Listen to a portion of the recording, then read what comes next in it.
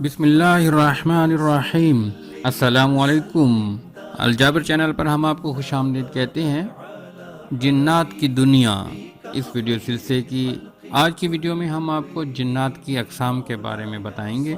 उससे पहले आपसे गुजारिश है कि हमारे चैनल को सब्सक्राइब कर लें और साथ घंटे के बटन को भी दबा दें ताकि इस किस्म की हमारी मालूमाती वीडियो आप तक सबसे पहले पहुंच सकें। शुक्रिया। जी दोस्तों, जिन्नात की किस्मों के बयान में अबू कासिम सुहेली फरमाती हैं कि जिन्नात की 3 किस्में हैं, जैसा कि हदीस शरीफ में वारिद हुआ है।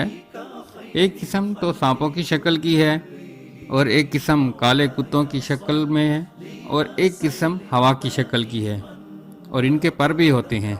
और बाज़ हज़रात ने तो एक और किस्म का भी इजाफा किया है कि जो चलती फिरती रहती है वो भूत कहलाती है। और जिन हज़रात की राय ये है कि जिन्नात खाते पीते नहीं हैं, मुमकिन है यही किस्म हो जो हवा की शक्ल में होती है।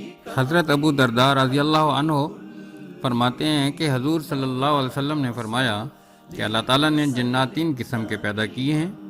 एक सांप, बिच्छू, कीड़े मकोड़े और एक हवा की मानंद है और एक किस्म है जिससे हिसाब किताब भी होगा। और इसी तरह इंसानों की भी 3 किस्में हैं, जैसा कि कुरान करीम में है, यानी ना वो समझने वाले दिल रखते हैं और ना देखने वाली आंखें रखते हैं और ना सुनने वाले कान रखते हैं।